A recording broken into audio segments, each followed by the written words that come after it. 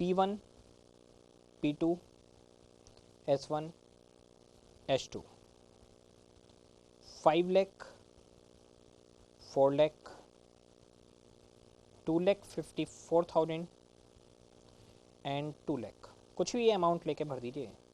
Okay, अब question आपको बताएगा सर्विस रिसीवर और service provider. Service receivers, service providers. Okay, P1, P2, S1, S2। Okay, सबसे पहले S1। क्या S1 खुद को सर्विस दे सकता है? नहीं। क्या बाकी लोगों को सर्विस दे सकता है? यस, बिल्कुल दे सकता है। 40%, मान लो इसको 50%, इसको 10%। ओके, अब S2 की बारी। क्या S2 खुद को सर्विस दे सकता है? नहीं। क्या सीनियर को सर्विस दे सकता है? यस, सीनियर को सर्विस दे सकता है। कोई सीनियर जूनियर नहीं है, सब एक दूसरे को सर्विस दे सकते हैं। तो देखिए, S1 ने S2 को सर्विस दी और S2 ने S1 को सर्विस दी। दोनों एक दूसरे को सर्विस दे रहे हैं, तो दोनों एक दूसरे के ऊपर बिल भी बनाएंगे। Okay, solution. Statement of secondary distribution.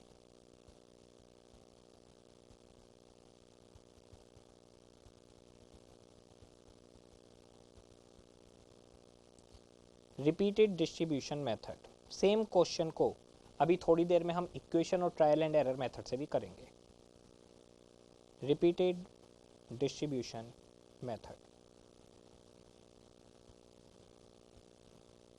Okay,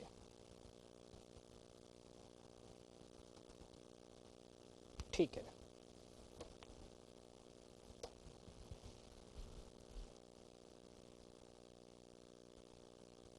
दो सर्विस डिपार्टमेंट, दो production department.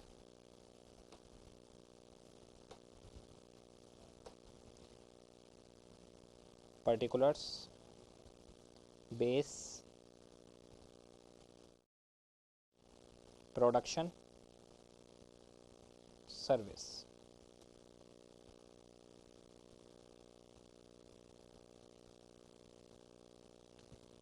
P1, P2, S1, S2।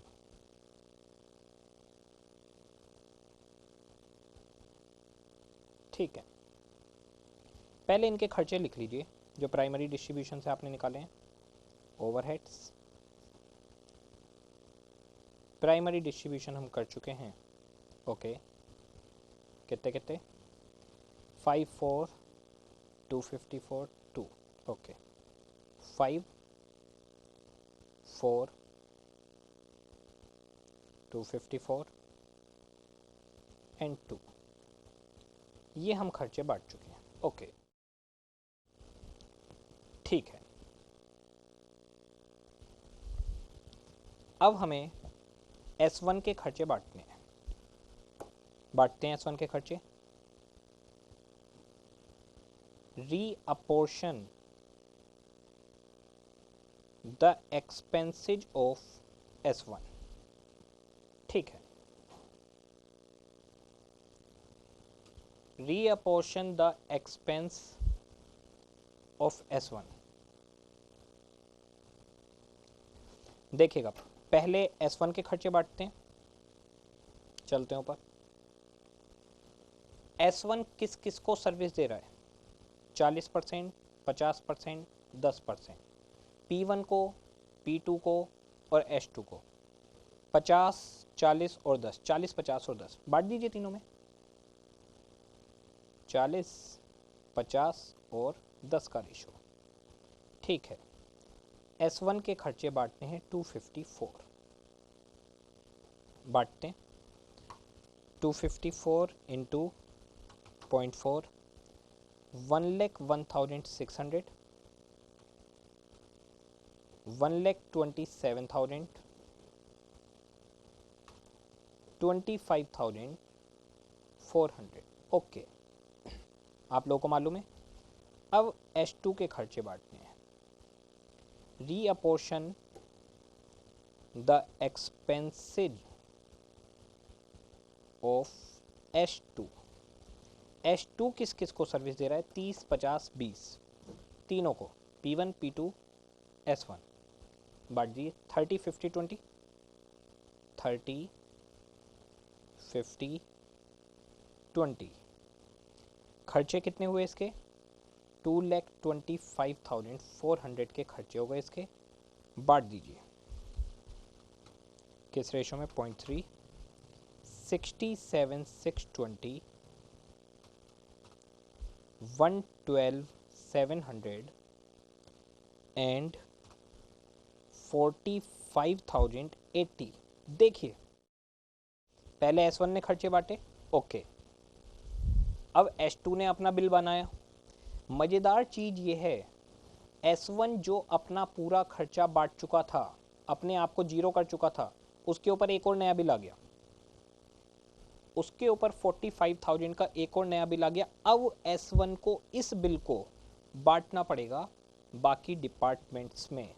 यही है कि आपको बार बार अपने खर्चे बांटने पड़ेंगे। Reapportionment of the expenses of S1 again 40, 50, 10। अब S1 अपने खर्चों को बांटेगा। 45,080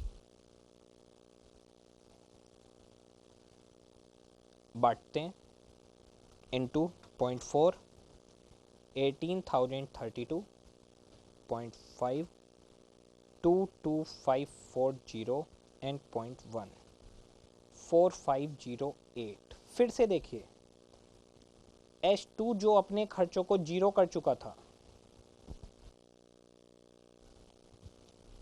H2 जो अपने खर्चों को जीरो कर चुका था, उसके ऊपर फिर से एक और बिल आ गया 4,508 रुपये का। अब 4,508 को उसे दोबारे से बांटना पड़ेगा। इसीलिए इसका नाम है रिपीटेड डिस्ट्रीब्यूशन, यानी डिस्ट्रीब्यूशन बार बार रिपीट होता रहेगा ऑफ H2। 30, 50, 20, 4,508 बांटिए इंटू 0.3। ज़्यादा टाइम नहीं लगेगा इसमें ज़्यादा टाइम नहीं लगता। बस धड़ाधड़ खर्चे बांटने चालू कर दीजिए, 3-4 बार में काम खत्म हो जाता है। 6 बार लग जाती कई बार। ठीक है, अब 902 रुपये आ गए इस पर। अब ये बांटेगा। रीअपोर्शन द एक्सपेंसेज ऑफ S1।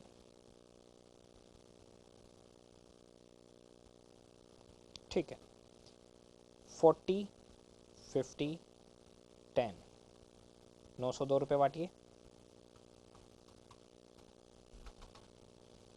361, 451,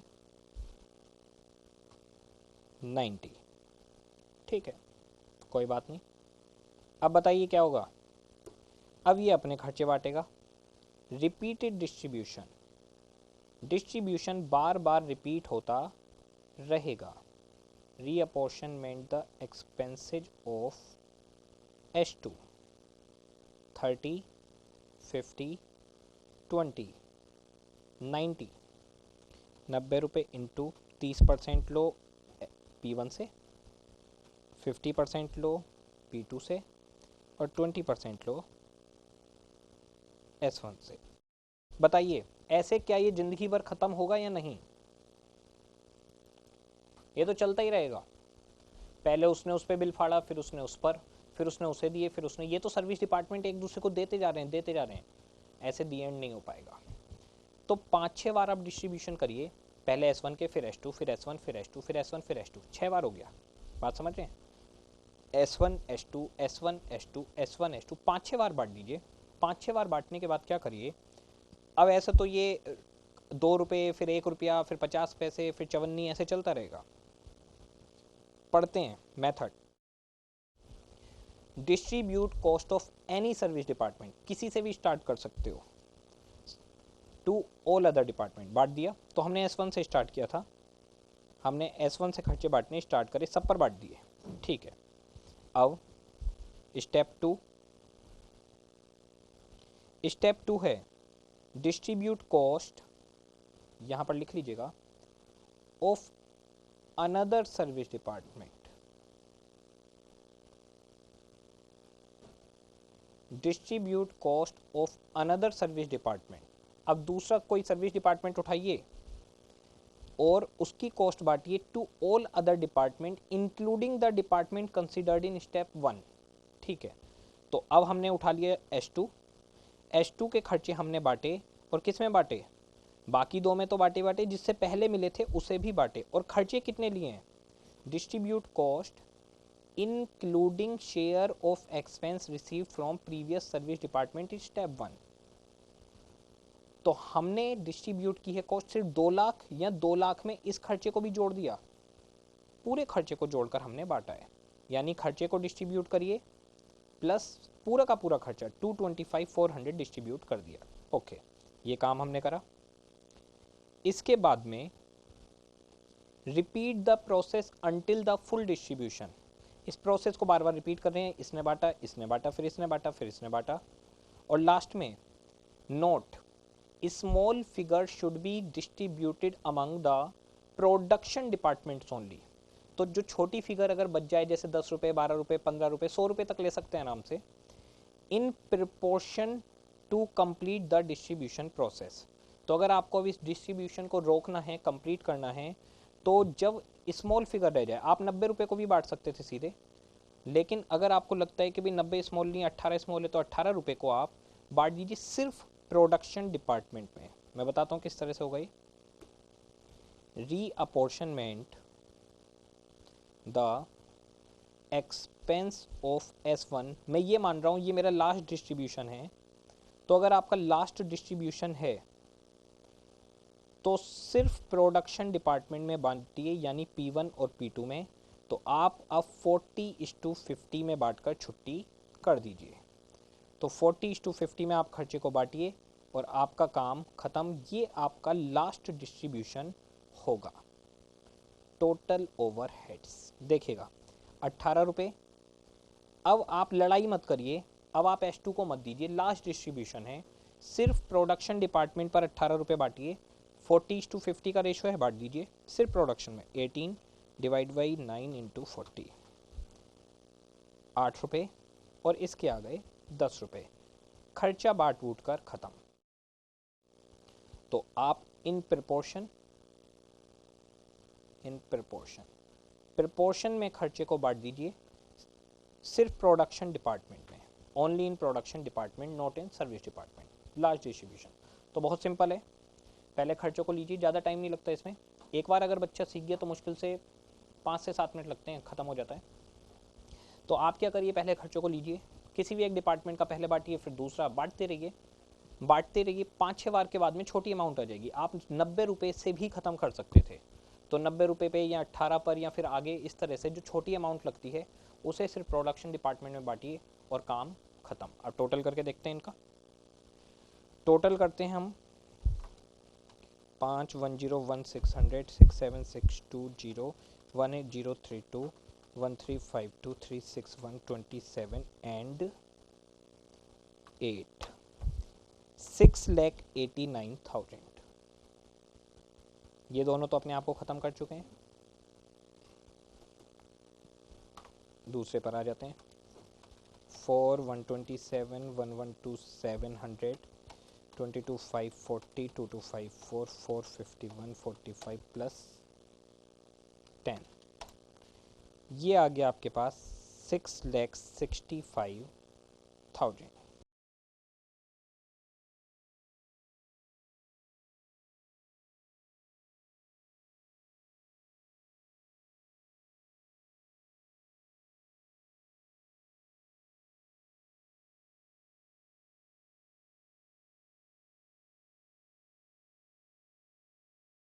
हाँ जी, तो अब आप क्या कर सकते हैं, आप रिपीटेड डिस्ट्रीब्यूशन मेथड अपने ऑथर की बुक में अप्लाई कर सकते हैं। जो भी ऑथर की बुक आपके पास हो, स्टडी मैट ले सकते हैं।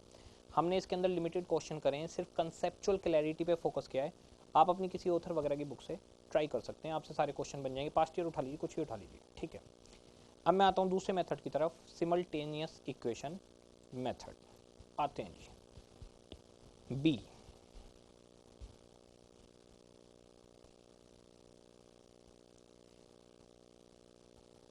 इक्वेशन मेथड, इक्वेशन देखते हैं कैसे निकाली जाती है। इक्वेशन मेथड के स्टेप, और स्टेप पल्ले पड़ेंगे क्वेश्चन करने के, एग्जाम्पल करने के बाद। Calculate cost of service department,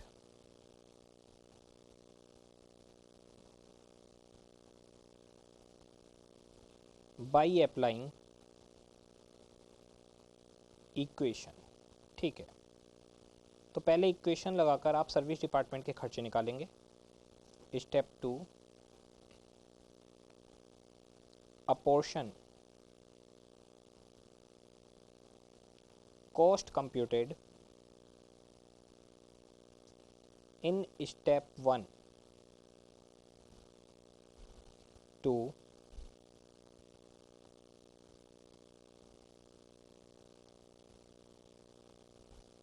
production departments only as per given percentage,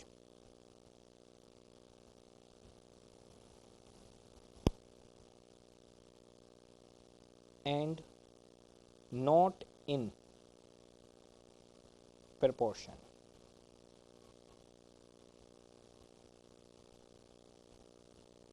ठीक है, समझ में कुछ नहीं आने वाला, समझ में आएगा एग्जाम्पल से। सॉल्यूशन ऑफ अबव एग्जाम्पल, जिससे आपको ये भी मैच हो जाए, सबसे आंसर सेम आते हैं। तो पुराने वाले एग्जाम्पल को ही पिक कर रहे हैं हम। बाई यूजिंग और अप्लाइंग इक्वेशन मेथड,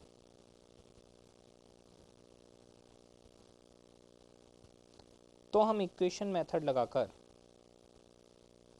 क्वेश्चन को सोल्व करने जा रहे हैं, ठीक है। सॉल्यूशन देखते हैं, ये हमारे सामने एग्जाम्पल है पीछे वाला, okay.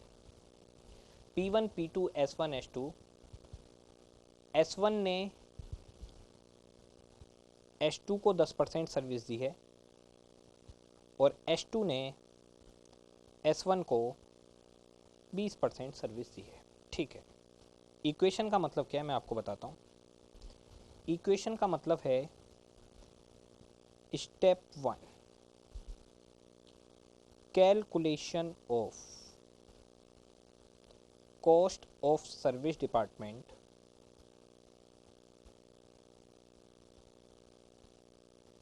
By using equation.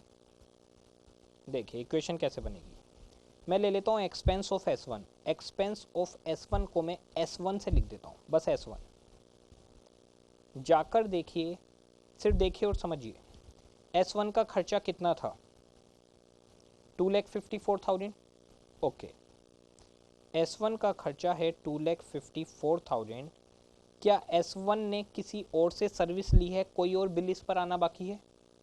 Yes, S1 ने S2 से सर्विस ली है, सर्विस रिसीवर S1 किससे सर्विस ली है, 20% सर्विस ली है, किससे, S2 से, जो कि सर्विस प्रोवाइडर है, ठीक है।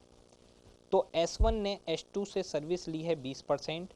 बताइए S2 क्या करेगा, S2 अपने बिल का 30% P1 पे चार्ज करेगा, 50% P2 पर चार्ज करेगा और 20% किस पर चार्ज करेगा, S1 पर। तो आप कह सकते हो S1 के अपने 254 तो हैं ही हैं, प्लस 20% ऑफ S2 भी हैं। तो S1 का खर्चा होगा अपना खुद का खर्चा प्लस 20% S2 का जो भी खर्चा आएगा। ऐसे ही S2 अपना खुद का खर्चा तो है ही 2 लाख S2 का, प्लस S2 के ऊपर क्या कोई और बिल बनाएगा? यस, S1 40% बिल बनाएगा P1 पर, 50% बिल बनाएगा P2 पर और 10% बिल बनाएगा S2 के ऊपर। तो S1 10% चार्ज करेगा S2 से, तो S2 को अपने 2 लाख तो देने ही देने हैं, S2 को अपने 2 lakhs तो देने ही देने हैं, प्लस S1 का जितना भी खर्चा है वो 10% बिल S2 के ऊपर बनाएगा। ये इक्वेशन हमारे पास बनकर आती है। बहुत ज़्यादा सिंपल है, अपना खुद का खर्चा प्लस दूसरी पार्टी से ली गई सर्विस।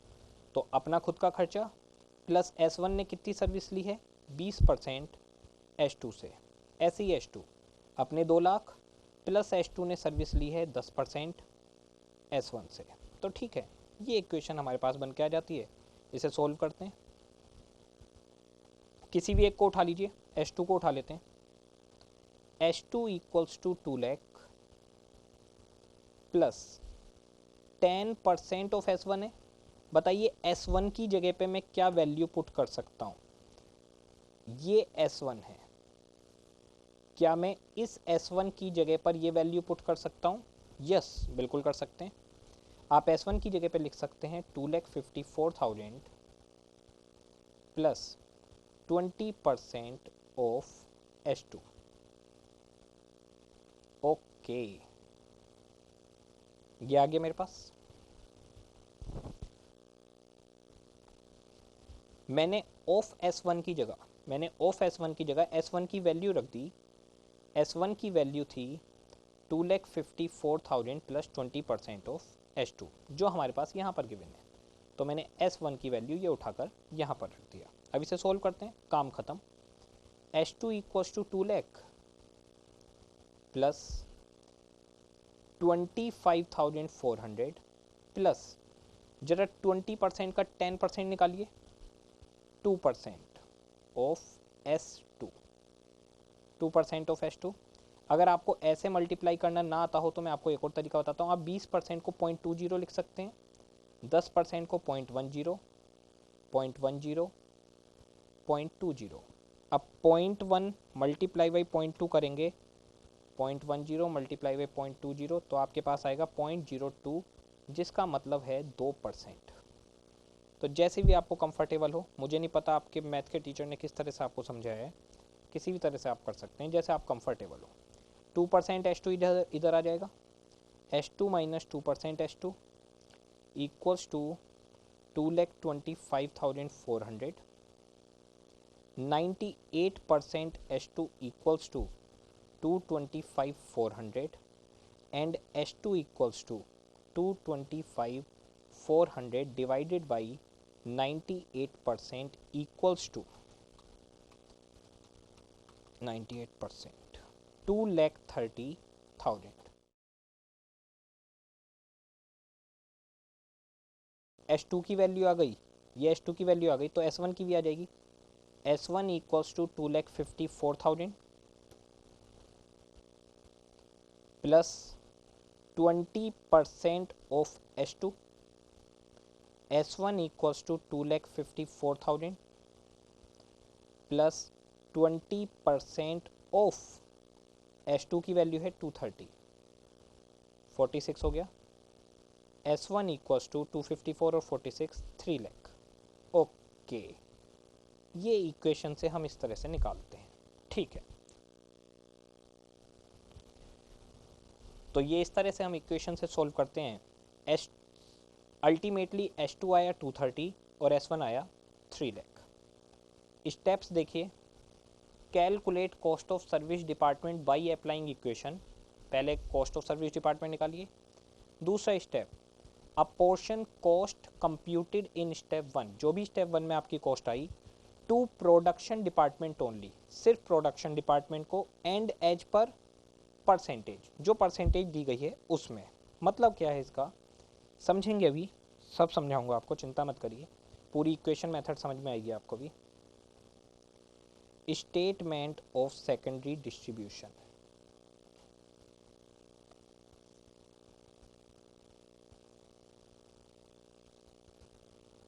इक्वेशन मेथड, सिर्फ प्रोडक्शन डिपार्टमेंट पर खर्चा चार्ज करना है, सिर्फ प्रोडक्शन पर।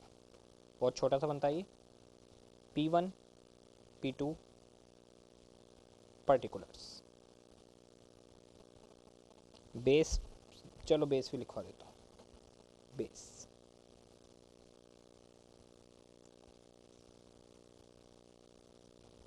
Overheads, primary distribution. P1 और P2 का प्राइमरी डिस्ट्रीब्यूशन कितना है देखिए, 5 लाख 4 लाख, 5 लाख रुपए इसके और 4 लाख रुपए इसके, ठीक है। Reapportion expenses of S1, reapportion expenses of S1, और S1 का खर्चा, अब ये वाला नहीं बांटना, 2,54,000 नहीं बांटने ना जी ना, जो आपने इक्वेशन से कैलकुलेट किया है वो बांटना है। इक्वेशन से तो S1 का खर्चा 3 लाख है, ओके। बांटना कैसे है, एज पर परसेंटेज, परसेंटेज में बांटना है, 40-50, ओके। आ जाते हैं जी, 40% एंड 50% बांटो, किसका, ऑफ 3 लैक्स, ठीक है जी। बांट देते हैं, 3 लाख का 40% बताना, 1,20,000, और 3 लाख का 50%, 1,50,000, okay. Then reapportion expenses of S2। अच्छा एक बात बताएंगे, मैंने 3 लाख का 40% तो दे दिया P1 को, 50% दे दिया P2 को, 10% तो रह गया, 90% ही तो हुआ ये। बताइए 10% कहाँ गया, 10% तो आप ऑलरेडी S2 को दे चुके हैं। S1 का 10% खर्चा पहले ही S2 में आ चुका है। S1 है 3 लाख रुपए, 3 लाख का 40% P1 को दिया, 50% P2 को दिया, 1,20,000, 1,50,000, और 10% आपने दिया S2 को, 30,000 रुपये। और देख भी सकते हैं S2 का खर्चा 2 लाख रुपये अपने प्लस 30,000 रुपये इसके, टोटल आ गया 2,30,000। अभी और समझाऊंगा इसे इक्वेशन को, इक्वेशन का फुल डिजाइन ही आपको समझ में आ जाएगा, तो कंफ्यूज नहीं होना 10% कहाँ गया। रीअपोर्शनमेंट एक्सपेंस ऑफ S2, अब S2 के खर्चे P1 और P2 में 30 और 50, बस 20% आप पहले ही बांट चुके हो इक्वेशन के थ्रू, तो इक्वेशन के थ्रू पहले ही बढ़ जाता है, तो 30 एंड 50% बांट दीजिए, 30% एंड 50% ऑफ 2,30,000 या 2.3 लाख, ठीक है जी। जरा 2.30 लाख का बताएंगे, 2.30 लाख का 30%, 69,000, 50%, 1,15,000 रुपये, ओके।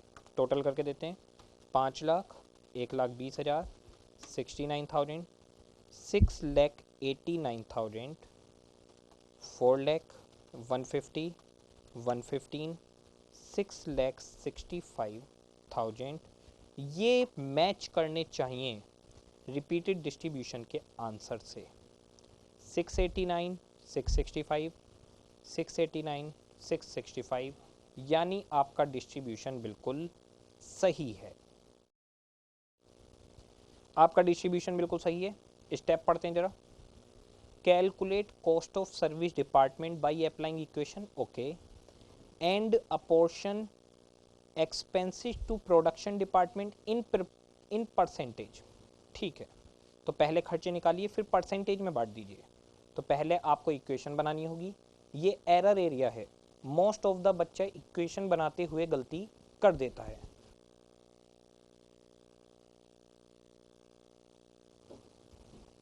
मोस्ट ऑफ द बच्चा इक्वेशन बनाते हुए गलती कर देता है, इस चीज पर ध्यान देना है आपको। इक्वेशन बनाने के बाद सिर्फ P1 और P2 में ही खर्चे बांटते हैं, वो भी परसेंटेज में। अब इक्वेशन काम कैसे करती है वो बताता हूँ आपको। इक्वेशन काम कैसे करती है वो बता रहा हूँ आपको। ये आपको कहीं पर लिखना नहीं है, ये आपको कहीं पर लिखना नहीं है, बहुत ध्यान से देखिएगा। ये एग्जाम में प्रेजेंट नहीं करना आपको, ये प्रेजेंटेशन सिखा रहा हूँ, ये एग्जाम में प्रेजेंटेशन नहीं करनी, सिर्फ आपके समझने के लिए। देखिएगा, एक्स्ट्रा वर्किंग, एक्स्ट्रा वर्किंग का मतलब है सिर्फ नॉलेज के लिए कि इक्वेशन किस तरह से डिजाइन है, बाकी कोई रोल नहीं। Extra working only for knowledge, इसे एग्जाम में करने की जरूरत नहीं होती, ठीक है। How to work an equation देखते हैं। हमारे पास दो डिपार्टमेंट हैं, S1 S2, ठीक है। ये दो डिपार्टमेंट हैं S1 S2। सबसे पहले इनके प्राइमरी खर्चे लेते हैं। प्राइमरी डिस्ट्रीब्यूशन, इन दोनों का जब आप प्राइमरी डिस्ट्रीब्यूशन करेंगे तो 2,54,000 रुपये और 2 लाख रुपए आपके पास आ जाएंगे, ठीक है। लेकिन ये दोनों डिपार्टमेंट कुछ और भी सर्विस रिसीव्ड करते हैं। कौन? S1 S2 से और S2 S1 से। यहां जाकर इनकी टोटल कॉस्ट आती है, जो हमें इक्वेशन का स्टेप 1 बता देता है। स्टेप 1 ऑफ इक्वेशन हमें यहां लाकर खड़ा कर देता है।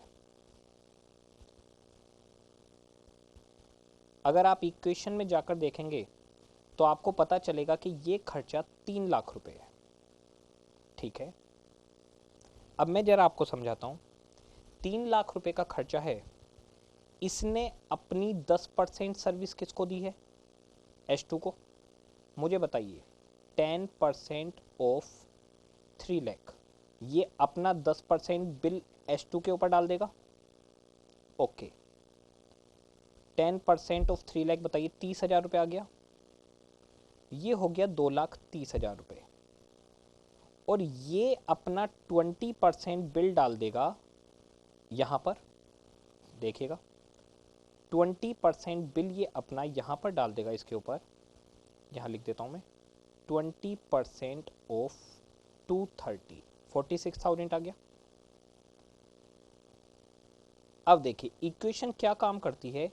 इक्वेशन आपको पहले ही 254 प्लस 46 3 लाख, 2,30,000 230 पहले ही लाकर आपको बता देती है कि सर्विस के खर्चे जुड़ने के बाद बिल कितना होगा, ओके। अब ये 3 लाख रुपए बांटने थे, बताइए 3 लाख रुपए ये P1 को, P2 को और S2 को दे रहा है, और ये अपने 230 P1 को, P2 को और S1 को दे रहा है, ठीक है। तो P1 को इसने अपने खर्चे दिए 40%, 1,20,000, ओके। इसने अपने 50% खर्चे दिए P2 को 1,50,000 और 10% खर्चे दिए 30,000। ये इक्वेशन ने खुद पहले ही सॉल्व कर दी हैं, ऑलरेडी एडजस्टेड है, ठीक है। अब इस पर आते हैं। ये P1 को देगा 30%, P2 को देगा 50% और S1 को देगा 20%, ओके। ये आ गया आपके पास 69,000, ये आ गया आपके पास 1,15,000 और ये आ गया आपके पास 46,000, ठीक है। ये ऑलरेडी एडजस्ट हो चुके हैं इक्वेशन में। तो आपको करना क्या है, आपको पहले इक्वेशन लगानी है। इक्वेशन आपको इस स्टेज पर लाकर खड़ा कर देगा, ये स्टेज पर आप पहुंच जाएंगे। फिर इस स्टेज के बाद में बताइए S1 को S2 को तो ऑलरेडी खर्चा बांट चुके हो, इसकी ज़रूरत नहीं है। बस P1 और P2 को बांटो, और किस में बांटो? परसेंटेज में, 40%, 50%। ऐसे ही S2 का 230 आपको बांटना है। तो आप S1 को तो ऑलरेडी इक्वेशन में बांट चुके हैं, ये बांट दिया आपने। सिर्फ किसको बांटो? P1 को, P2 को और किस में? परसेंटेज में। और इसके बाद में अगर आप क्रॉस वेरिफिकेशन करके देखना चाहें तो आप देख सकते हैं इन दोनों का टोटल 270, इन दोनों का टोटल 1,15,69,000, 1,84,000 ये खर्चा बटा प्रोडक्शन डिपार्टमेंट में, और इन दोनों का टोटल 2,70,000 प्लस 1,84,000, 4,54,000 इन दोनों का टोटल है। और आप चेक कर सकते हैं, मैंने प्रोडक्शन डिपार्टमेंट पे 454 डाले, दोनों सर्विस डिपार्टमेंट के इतने रुपए के ही बिल थे, दोनों सर्विस डिपार्टमेंट के बिल भी 254 और 2 लाख ही थे, 254 प्लस 2 लाख, तो सर्विस डिपार्टमेंट के बिल भी 454 थे। वो बिल P1 और P2 में डिस्ट्रीब्यूट हो चुके हैं। ओके, इस तरह से डिजाइनिंग चल रही है, तो आप धीरे धीरे सीखते चले जाएंगे।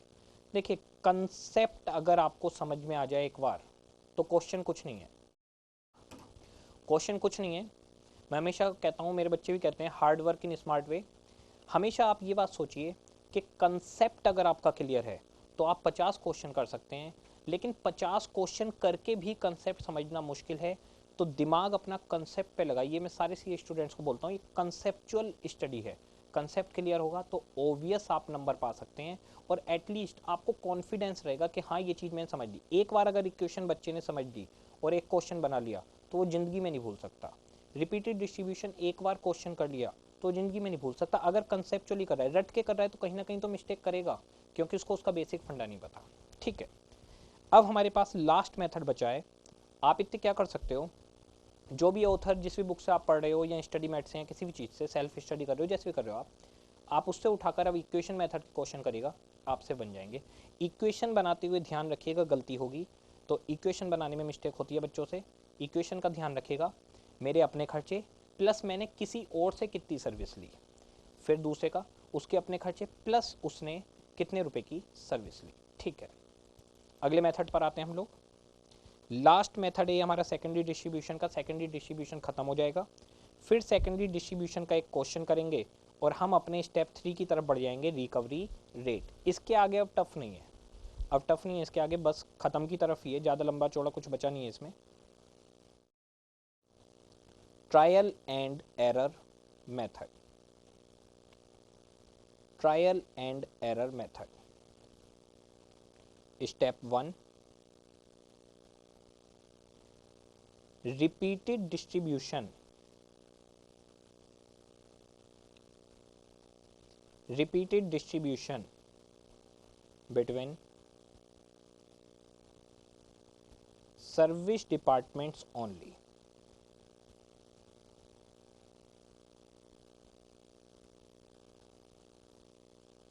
To compute cost of service department. Okay. Step 2,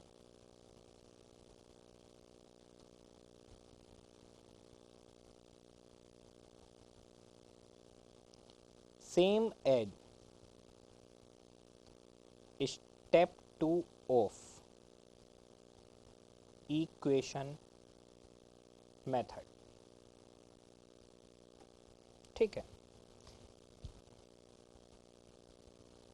solution of example discussed above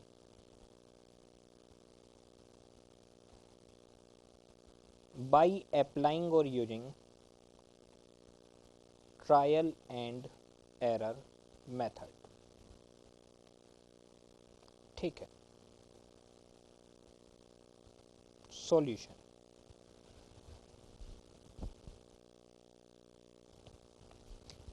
जो भी लाइनें लिखवाई हैं वो हमेशा समझ में आएंगी आपको एग्जाम्पल के बाद। आखिर कहना क्या चाह रहे हैं। स्टेप 1 देखिए, repeated distribution between service departments only. Okay, calculation of cost of service departments.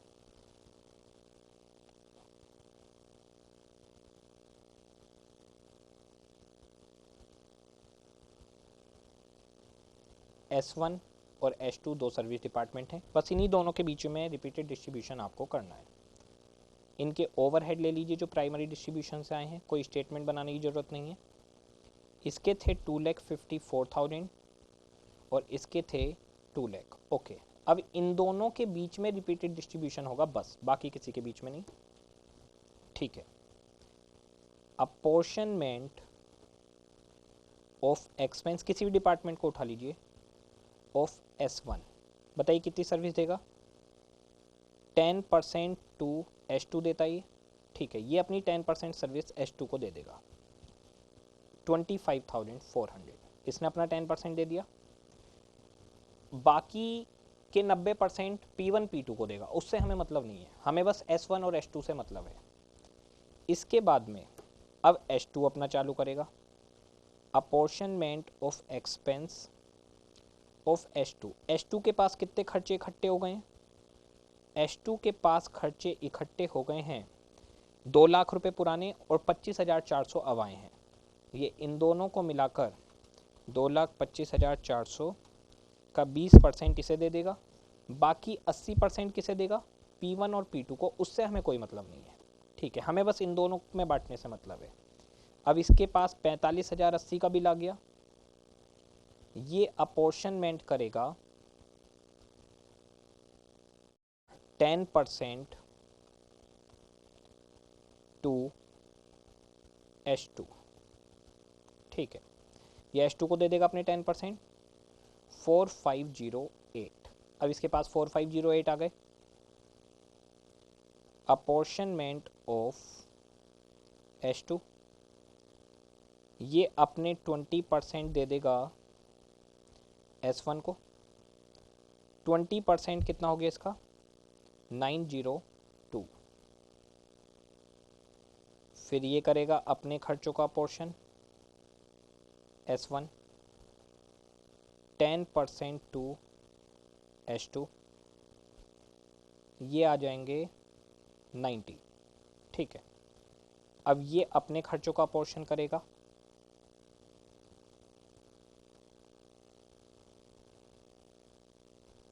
S2, 20% to S1, ये इसे दे देगा 20%, 18 रुपये। ठीक है, इसके बाद में अब apportionment of expenses of S1, 10% to S2, 10% 1.8 हो गए, 2 रुपये।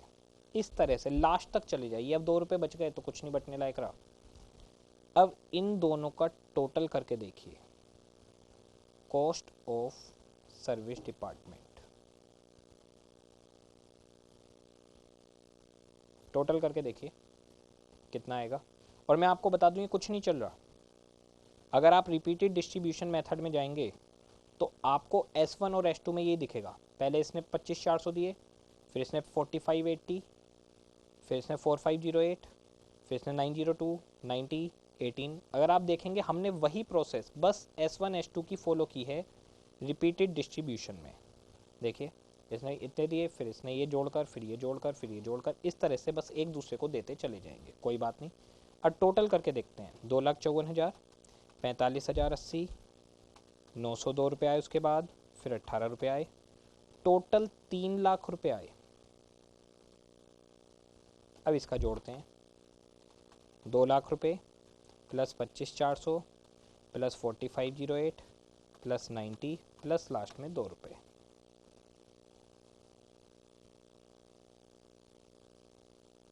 ये आ गए 2,30,000। अगर आप ध्यान से देखें तो आपको याद आएगा ये वैल्यू एक जगह से हो रही थी।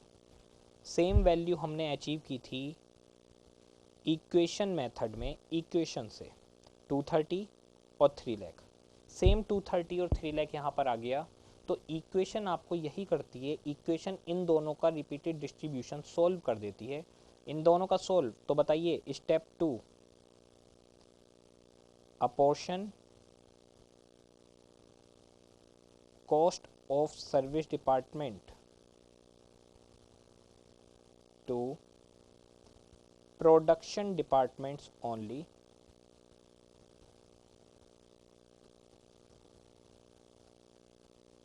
as per given percentage। Same जैसे इक्वेशन मेथड में आपने किया है वैसे ही बिल्कुल इसको फॉलो करिए, same as step 2 in equation method. ठीक, ये ट्रायल एंड एरर मेथड है, मेरा सजेशन है इसमें दिमाग ना लगाएं, ये एग्जाम में कम ही आता है, मतलब कम क्या आज तक आया नहीं। ठीक है, आप लोग इतने चाहो तो इतना पीछे का देखकर सीडी एक और बार आप देख सकते हो इतनी पीछे तक की, और अपने आप जितने क्वेश्चन आपसे बन पाते हैं वो कर लीजिए। मैं वैसे एक क्वेश्चन की प्रैक्टिस करवा रहा हूँ जिससे बच्चों का इसमें दिमाग सेट हो जाए।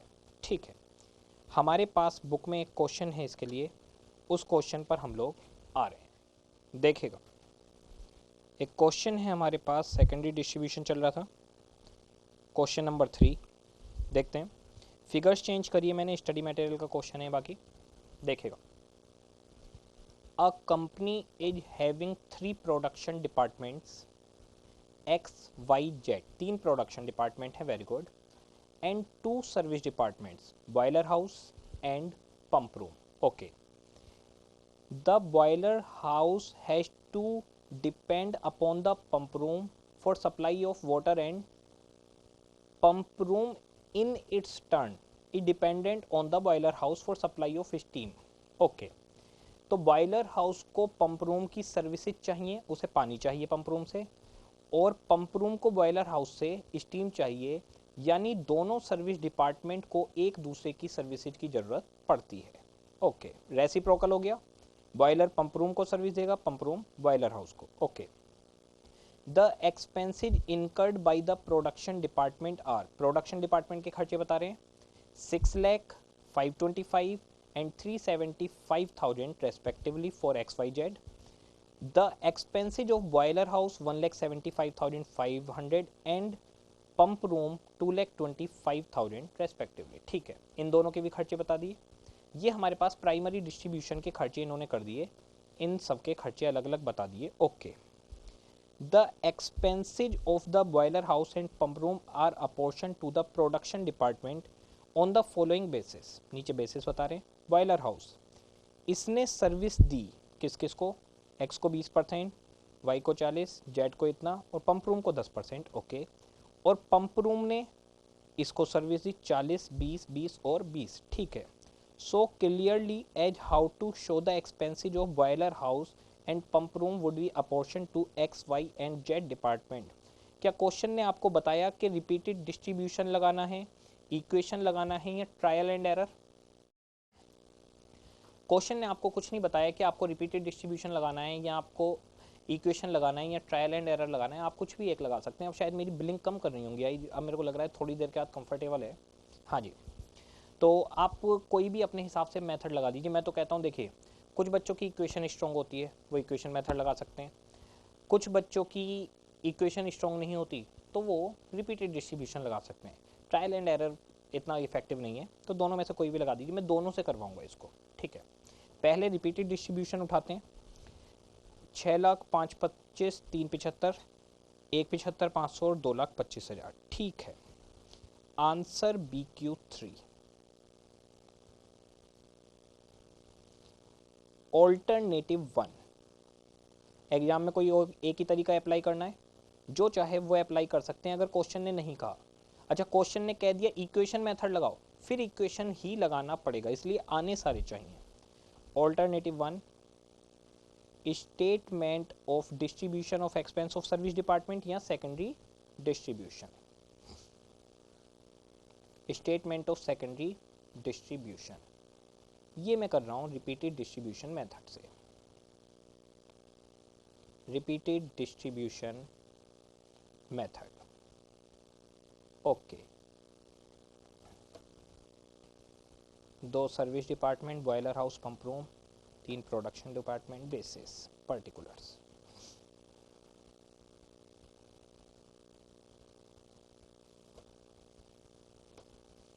X Y Z, production, service, XYZ boiler house pump room. देखते हैं, सबसे पहले ओवरहेड्स लिख लीजिए सारे डिपार्टमेंट्स के। Primary distribution,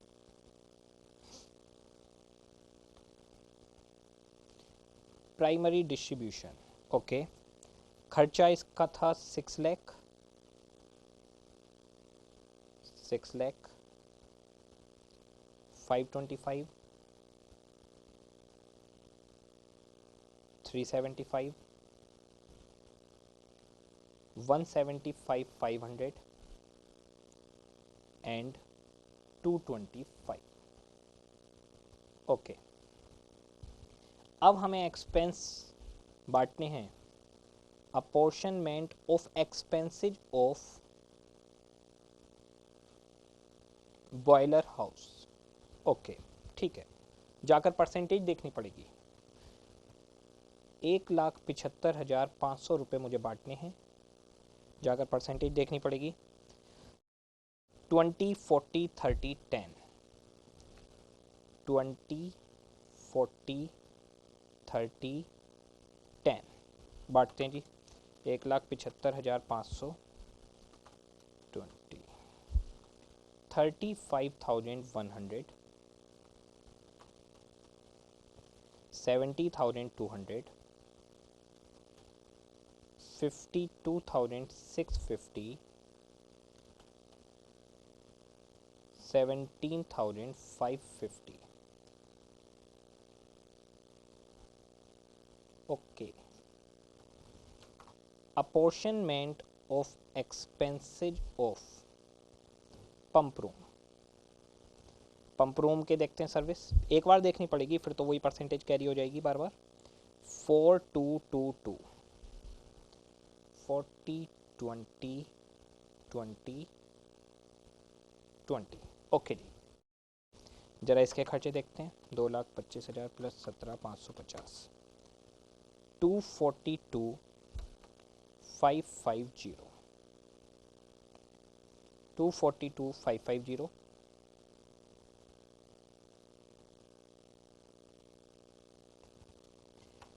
into 0.4, 97,020.2, 48,510, 48,510,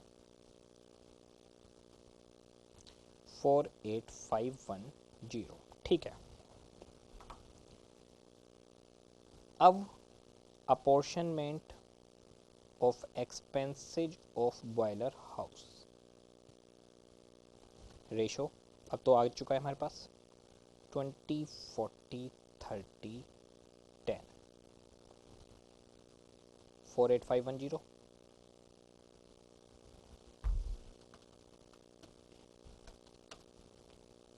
9702, 19404, 14553, 4851। ठीक है, apportionment of expenses of pump room. कम से कम 6 बार बांटिए, 5 या 6 बार। 8 नंबर मिल जाते हैं अगर आपको इतना सा काम करने की, तो कोई बुराई नहीं है इसमें। 4851 0.4, 1940 0.2, 970 970 970। अब 1 रुपया किसी में तो बढ़ाना पड़ेगा, इसी में बढ़ा देता हूँ 1941। किसी में भी 1 रुपया बढ़ा सकते हो आप। अच्छा ध्यान रखिएगा, 1 2 3 4 5 10 रुपये का डिफरेंस आ सकता है कई बार। 1 2 3 4 5 10 का डिफरेंस आ सकता है इक्वेशन में और इसमें, क्योंकि इक्वेशन पॉइंट में आ गई तो, या फिर इसके अंदर कहीं पर प्रोपोर्शन में 40 को राउंड ऑफ करके 1 रुपया करना पड़ जाए 40 पैसे को, तो 1 2 3 4 रुपये का कोई डिफरेंस आए तो उसमें टेंशन मत लीजिएगा। 50 से 100 रुपये तक का डिफरेंस चलेगा। जैसे ये अमाउंट स्टार्ट करिए लैक्स में स्टार्ट करिए तो 50 से 100 रुपये तक का डिफरेंस आपका चलेगा। वैसे एग्जाम में ऐसा क्वेश्चन आता है कि राउंड ऑफ फिगर बन जाता है वो, तो दिक्कत नहीं आती बच्चों को। Apportionment of expenses of boiler house 20, 40, 30, 10। आ जाओ भाई, 970 रुपये बांटते हैं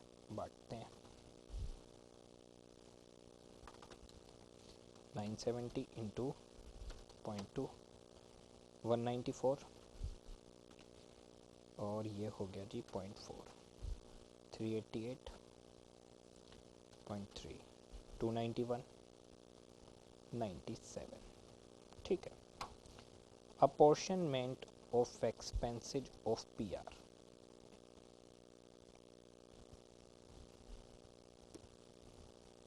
40 20 20 20 97। देखिए छठा होगा आई थिंक मेरे ख्याल से, 1 2 3 4 5 6। ठीक है, छठे के बाद में सब कुछ राउंड ऑफ कर देंगे। 97 इंटू 0.4, वैसे बचेगा ही नहीं इसके बाद। 39 19 19 19 96 हुए। 1 रुपया कहीं पे बढ़ाना पड़ेगा, किसी का भी 1 रुपया बढ़ा दो, इसी का बढ़ा देता हूँ 20 रुपये कर देता हूँ इसे 40 कर दो, यहाँ से 20, कहीं भी 1 रुपया बढ़ा सकते हैं, वो इसी की वजह से 1 आध रुपये का डिफरेंस कई बार आ जाता है। Apportionment of expenses of boiler house, अब मेरे ख्याल से इसे दी एंड करना चाहिए। 19 रुपये बचे हैं बस, तो इसे हम लास्ट अपॉर्शनमेंट करके ख़त्म कर देते हैं। लास्ट डिस्ट्रीब्यूशन, तो लास्ट डिस्ट्रीब्यूशन सिर्फ किस किस के बीच में होगा? सिर्फ प्रोडक्शन डिपार्टमेंट्स के बीच में होगा। तो 20 40 30 प्रोडक्शन डिपार्टमेंट्स ओनली। ये लिखना नहीं होता अंदर, ये जिससे आपको याद रहे इसलिए लिखवा रहा हूँ मैं।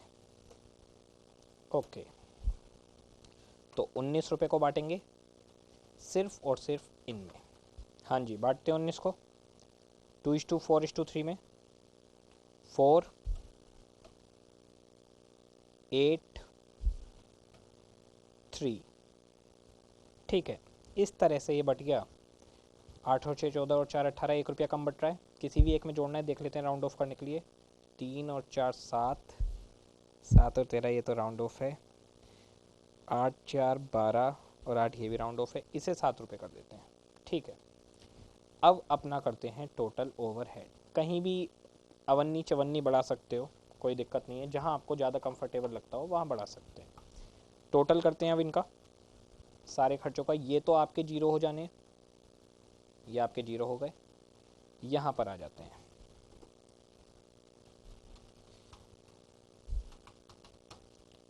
Nine seven zero two zero 9702 1941 194 39 आजा 4 रुपये 7,44,000। ओके, अगले पे आ जाओ जी।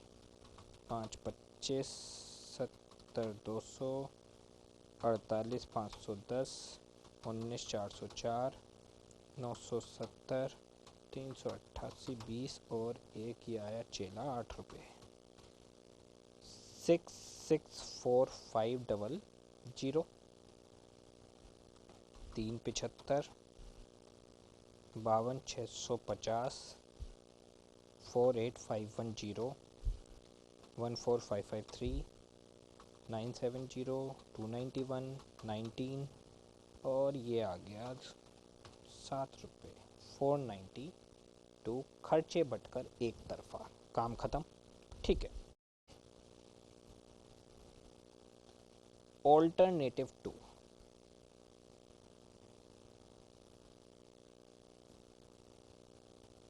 Equation method.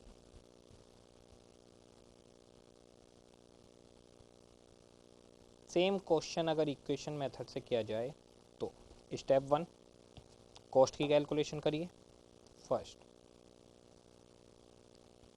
Calculation of cost of service department by using equation.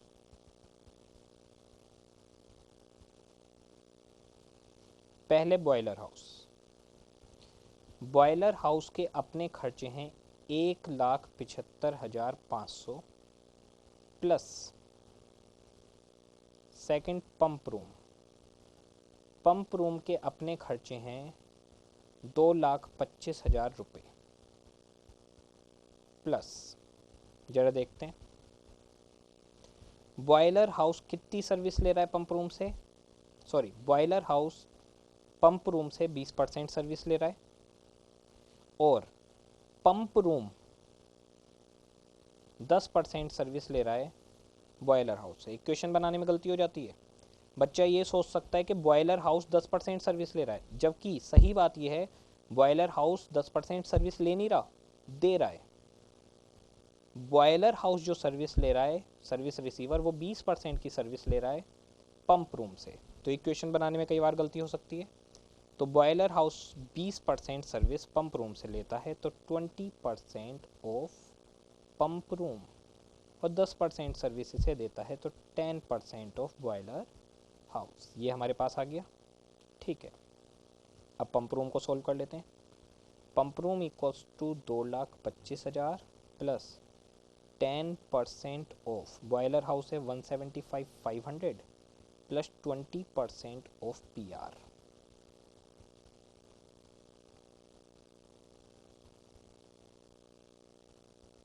Okay, 2,25,000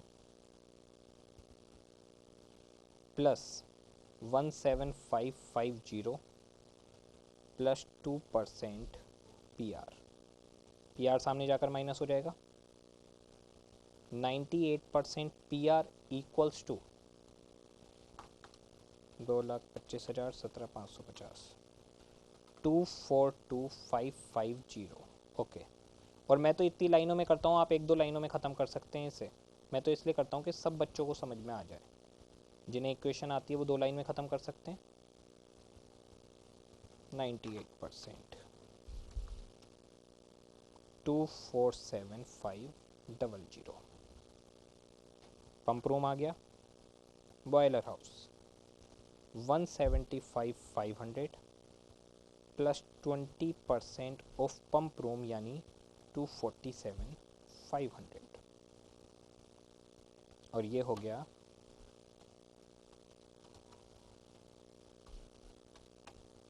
2,25,000। Step 1 ख़त्म।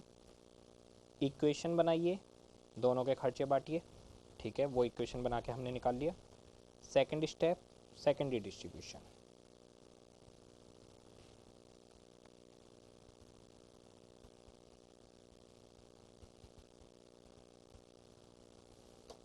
सिर्फ और सिर्फ प्रोडक्शन डिपार्टमेंट्स में, particulars base X Y Z, overheads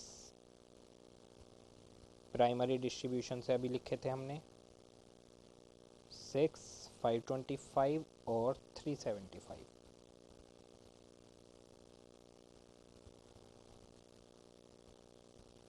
okay,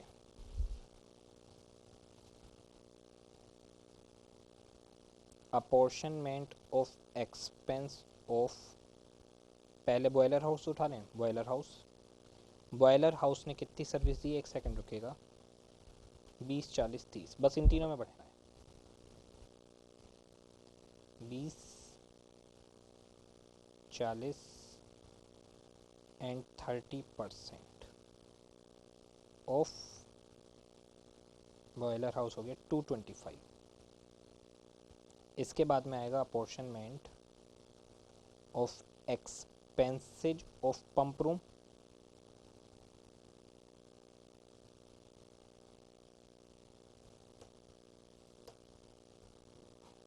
total overheads.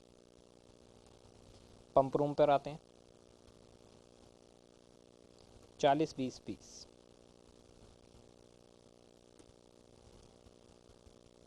40, 20 and 20 of 247,500 बांट दीजिए। 2,25,000 इंटू 45,000, 90,000, 67,500. 247,500 into 99,000, 49,500, 49,500. टोटल करके देख लीजिए 7,44,000,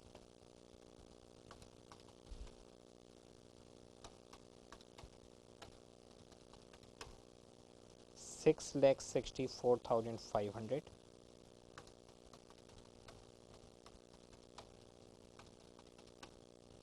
4,92,000.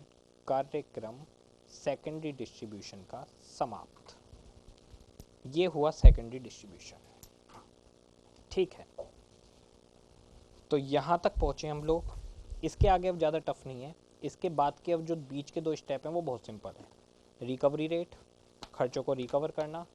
अंडर ओवर रिकवरी में बच्चों को दिक्कत है, वो भी अगले 1-2 घंटे में इसी सीडी के अंदर कवर हो जाएगा. पूरा फोकस कंसेप्ट समझने पर. Limited questions. I hope help मिलेगी आपको इससे अच्छी खासी. कॉन्फिडेंस बन जाएगा. बच्चे को कॉन्फिडेंस की कमी है इसमें. तो हमारे पास प्राइमरी डिस्ट्रीब्यूशन आ गया, सेकेंडरी आ गया. Primary allocation, apportionment. Allocation bill आए हुए हैं, उन डिपार्टमेंट में भेजो. अपॉर्शनमेंट कई सारे डिपार्टमेंट्स का बिल, बेस क्वेश्चन देगा. डायरेक्ट खर्चे प्रोडक्शन के नहीं बांटने, प्राइमरी ख़त्म. सेकेंडरी डायरेक्ट मेथड, बस प्रोडक्शन पे बांटो.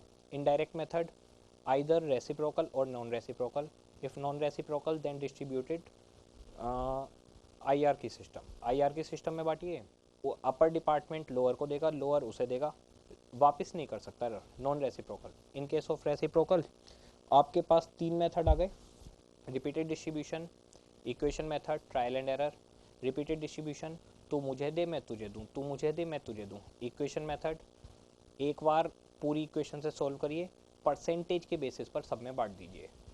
ट्रायल एंड एरर मेथड पहले डिस्ट्रीब्यूशन करिए सिर्फ सर्विस डिपार्टमेंट में, इक्वेशन के बेसिस पर बांट दीजिए. प्राइमरी डिस्ट्रीब्यूशन खत्म, सेकेंडरी डिस्ट्रीब्यूशन खत्म. इतने क्वेश्चन अपने ऑथर्स की बुक से, स्टडी मैट से, कहीं से भी करिए. अब हम लोग आगे बढ़ेंगे थर्ड पार्ट, रिकवरी रेट.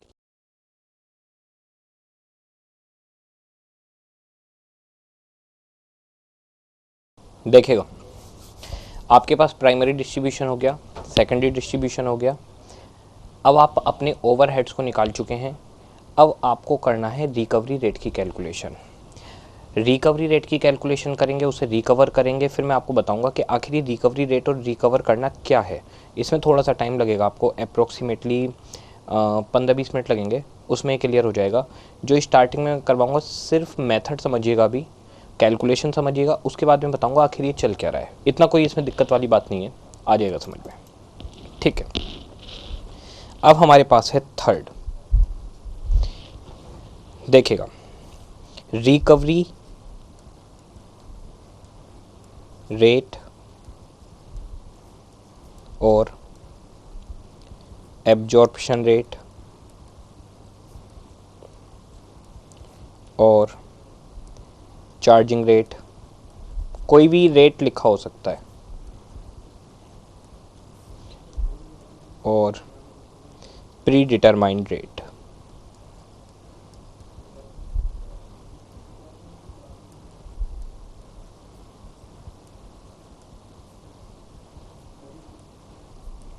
ठीक है,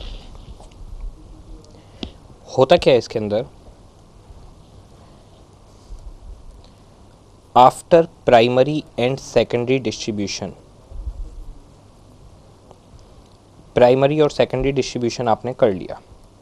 okay,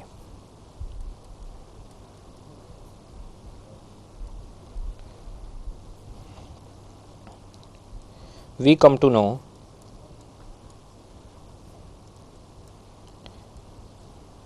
budgeted production overhead. and now we have to calculate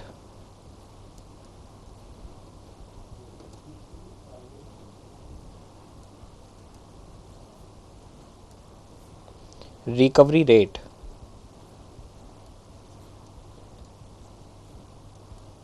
so that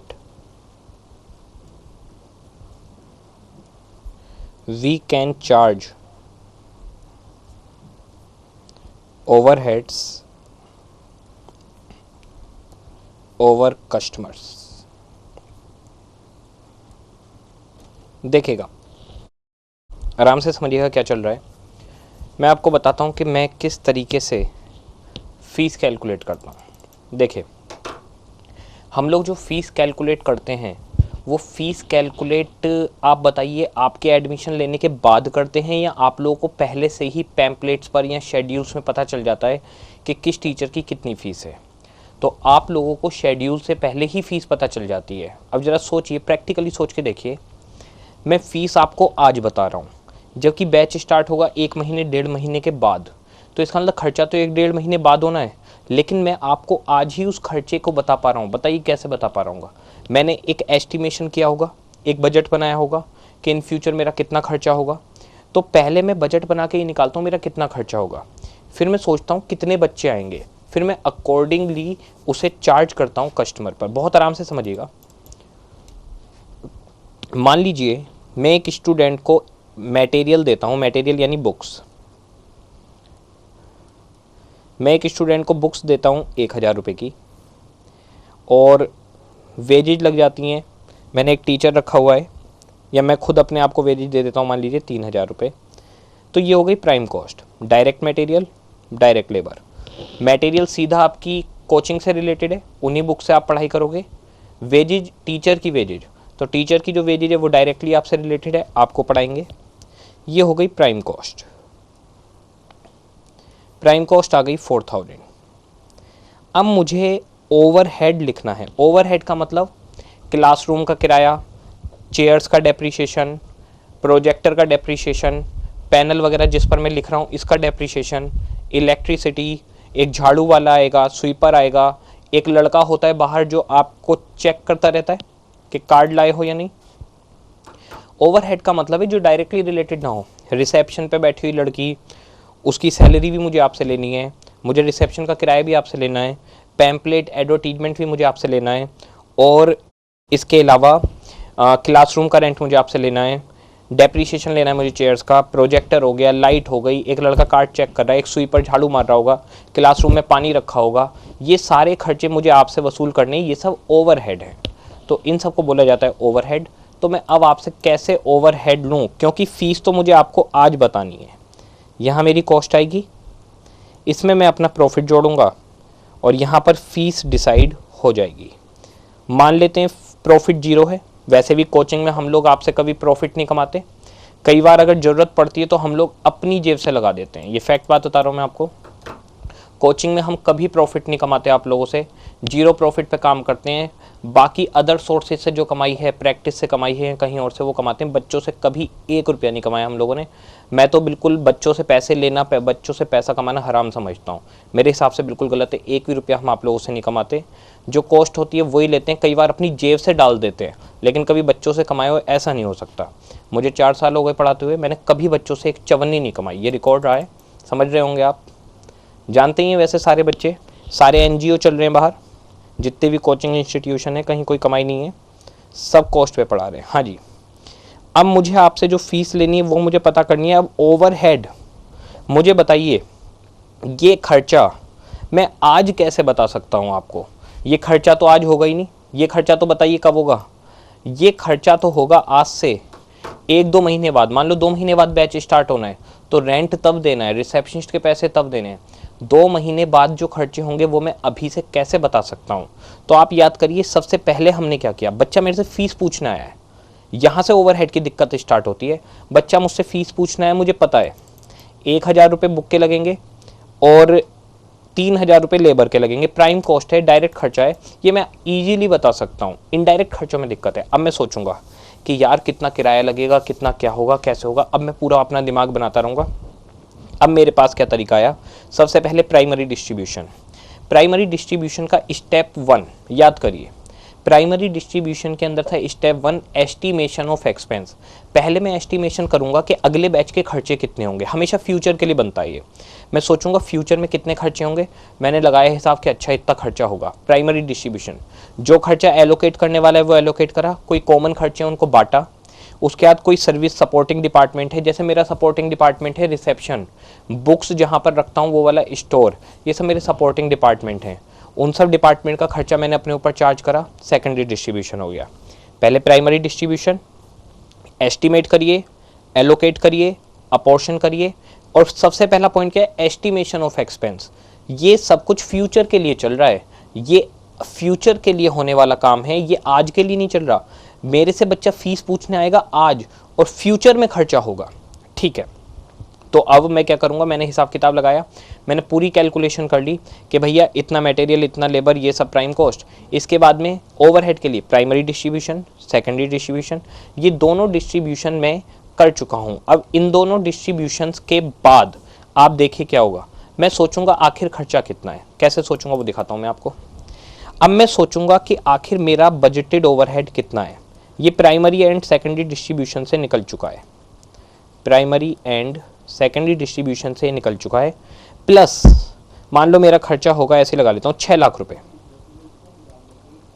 मुझे लगता है मेरा बजटेड खर्चा 6 लाख रुपए होगा। ओके, ये मेरा बजट है। अब मुझे ये सोचना है कि बच्चों से इस पैसे को कैसे रिकवर करूं। ये 6 लाख रुपए मुझे बच्चों से ही तो वसूल करने हैं। अब मुझे कोई तरीका सोचना होगा, बताइए फीस कैसे कैसे ले सकता हूं मैं। मेरे फीस आपसे लेने के कई सारे तरीके हो सकते हैं। एक तरीका होता है नंबर ऑफ लेक्चर, मैं आपसे हर लेक्चर के पैसे ले लूं। कोस्ट एफएम के अंदर अप्रोक्सीमेटली 80 लेक्चर लगते हैं। अब 80 लेक्चर में पहले मैं ये सोचूंगा कितने बच्चे आएंगे, मैं मान लेता हूँ 100 बच्चे आएंगे। अगर 100 बच्चे आएंगे तो हर बच्चे से मुझे 6000 वसूल करने हैं। देखिएगा, मेरा एस्टिमेशन है कि 6 लाख रुपए खर्च होंगे और 100 बच्चे आएंगे, तो इसका मतलब हर बच्चे से 6000 रुपये ले लो। तो रिकवरी का तरीका क्या हुआ, रिकवरी रेट हुआ 6000 रुपये। रिकवरी रेट 6000 रुपये पर स्टूडेंट, हर स्टूडेंट से 6000 रुपये ले लो। दूसरा तरीका, मुझे लगता है 6 लाख रुपये खर्च होंगे। ओके, 100 स्टूडेंट आएंगे, एक स्टूडेंट पर 6000, और एक क्लास के कितने लूँ, 6000 डिवाइड बाई 80, 75 रुपये पर क्लास पर स्टूडेंट।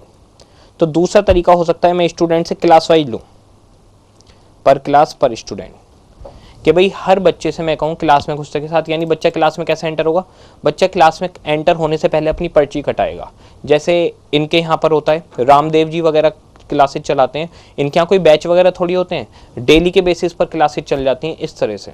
तो आपसे मैं पर क्लास का पैसा भी ले सकता हूँ, आपसे मैं पूरे बैच का भी ले सकता हूँ। पूरे बैच का लेना है तो इकट्ठा 6000 ले लो, पर क्लास लेना है तो हर क्लास का 75 रुपये ले लो। रिकवरी करनी है मुझे आपसे 6 लाख रुपए की।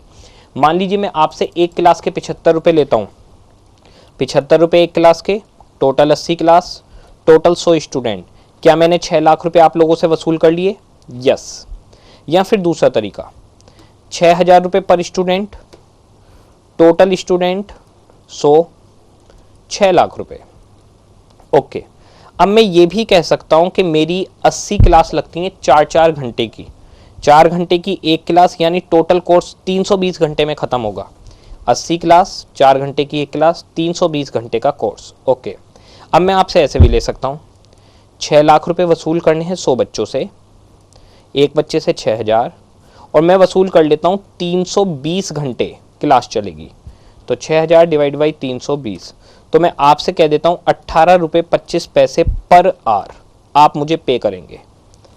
तो मैं आपसे आवरली बेसिस पर भी पैसा ले सकता हूं, यानी मुझे आपसे 6 लाख वसूल करना है। मैंने हिसाब लगा लिया प्राइमरी और सेकेंडरी डिस्ट्रीब्यूशन में कि खर्चा कितना वसूल करना है। अब मुझे आपसे खर्चा वसूल करना है, इस वसूल करने के रेट को, इस वसूल करने के तरीके को बोलते हैं रिकवरी रेट। कि अब मैं आपसे ओवरहेड, कस्टमर से ओवरहेड कैसे वसूल करूं, या इसे बोलते हैं चार्जिंग रेट, मैं कस्टमर के ऊपर खर्चा कैसे चार्ज करूं। ठीक है, तो मुझे कस्टमर पे खर्चा चार्ज करना है, कई तरीके हो सकते हैं। आप लोगों ने भी ट्यूशन पढ़े होंगे बचपन में, जैसे आईपीसीसी की कोचिंग चलती है, तो आईपीसीसी कोचिंग में तो आप पूरे बैच की लमसम दे देते हो, तो इसका मतलब आपसे पूरे बैच की एक साथ रिकवरी हो रही है। और अगर आप जाओ स्विमिंग पूल, अगर आप स्विमिंग पूल पर जाते हैं तो स्विमिंग पूल के अंदर क्या होता है, कुछ बच्चे आते हैं मंथली वाले, डेली बेसिस पर भी आप कर सकते हो, जैसे एक महीने के 1500 रुपये दो या फिर डेली बेसिस के 80 रुपये 90 रुपये दो, तो आप डेली बेसिस पे भी कर सकते हो। तो कुछ बच्चों से डेली बेसिस पर रिकवरी हो रही है, कुछ बच्चों से पूरे के पूरे महीने की रिकवरी हो रही है। खर्चे रिकवर करने हैं, किसी भी तरह से रिकवर करिए, जो तरीका आपको ज़्यादा कंफर्टेबल फील होता है। स्कूल वाले फीस कैसे लेते हैं, स्कूल वाले फीस लेते हैं मंथली, वो मंथली रिकवरी करते हैं, एक महीने के पैसे लेते हैं। और कॉलेज के अंदर फीस कैसे जमा होती है, कॉलेज के अंदर पूरे साल की एक साथ जमा होती है, वो एनुअल रिकवरी करते हैं, एक बार में एक बच्चे से पूरा पैसा लो, काम खत्म। हम लोग टीचर लोग कैसे रिकवरी करते हैं, बैच की, पूरे बैच की एक साथ पैसे ले लेते हैं, तो बैच वाइज करते हैं। और आईपीसीसी के इंस्टीट्यूट वाले कैसे रिकवरी करते हैं, आईसीआई वाले आपसे, आईसीआई वाले आपसे सीधे पूरे के पूरे सातों के सातों पेपर के एक साथ पैसे ले लेते हैं। रजिस्ट्रेशन जब करते हैं वो 10,000 12,000 का रजिस्ट्रेशन है, तो हर कोई अपने खर्चे आपसे रिकवर कर रहा है, हर किसी का अपना तरीका है, उस तरीके को बोला जाता है रिकवरी रेट। अब देखिए लाइन क्या लिखी है, लाइन पढ़ते हैं। After primary and secondary distribution, primary और सेकेंडरी डिस्ट्रीब्यूशन हो गया, ओके, सारे ओवरहेड आ गए budgeted. We come to know budgeted production overhead, हमें बजटेड ओवरहेड पता चल गए। अब हमें कैलकुलेट करना है रिकवरी रेट, जिससे कस्टमर के ऊपर खर्चा चार्ज किया जा सके। ओके, बहुत सिंपल है, बहुत ही सिंपल है। देखिएगा, रिकवरी रेट यानी कस्टमर से रिकवर कैसे करना है पैसा, या charging rate, application rate, absorption rate, कोई भी रेट हो सकता है, overhead rate, pre determined rate, कोई भी नाम। रिकवरी रेट बजटेड, प्रोडक्शन या फैक्ट्री ओवरहेड, फैक्ट्री ओवरहेड का चैप्टर चल रहा है पूरा। 3 तरीके के ओवरहेड होते हैं, factory, admin, selling and distribution, ये फैक्ट्री ओवरहेड के ऊपर बना हुआ चैप्टर है। Budgeted factory overhead divided by budgeted logical base, जो भी आपको तरीका ठीक लगे। जैसे आप यहां पर रख सकते हैं 6 लाख रुपए और नीचे रख सकते हैं नंबर ऑफ स्टूडेंट, कि भाई 6 लाख रुपए करने 100 स्टूडेंट से, तो पर स्टूडेंट से 6,000 ले लो। या फिर आप कर सकते हैं 100 की जगह 6 लाख रुपए वसूल करने हैं 100 स्टूडेंट से 80 क्लास के, तो पर क्लास 75 रुपये लेने हैं। या आप कर सकते हैं 320 घंटे के, तो हर घंटे के 18 रुपये, 25 या 75 पैसे जो भी आया था वो आप ले सकते हैं। तो अलग अलग तरीके हो सकते हैं। जो जनरल तरीके हैं, मैं आपको कुछ जो फेमस तरीके हैं वो बता रहा हूं। General basis of recovery rate, जो जनरल बेसिस चलते हैं हमारे पास, मैं आपको वो दिखा रहा हूं, ये मोस्ट पॉपुलर बेसिस हैं। 3 बेस हैं, एक है on the basis of production, on the basis of units produced, आपने कितनी यूनिट्स बनाई हैं उनके बेसिस पर निकाल लीजिए। तो इसका रिकवरी रेट होगा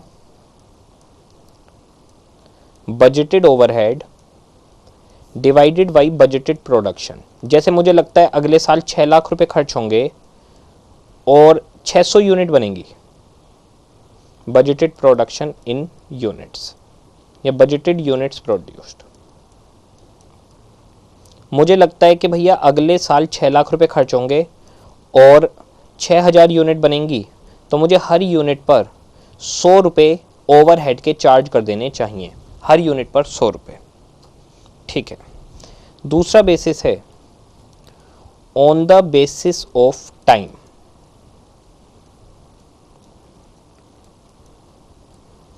on the basis of time labour hours, 2 तरीके के टाइम इन्होंने कहे हैं, बोले या तो लेबर के बेसिस पर निकालो, कई फैक्ट्रीज में सिर्फ मशीन्स होती हैं, तो बोले मशीन आवर्स, मशीन आवर्स के बेसिस पर भी आप निकाल सकते हो।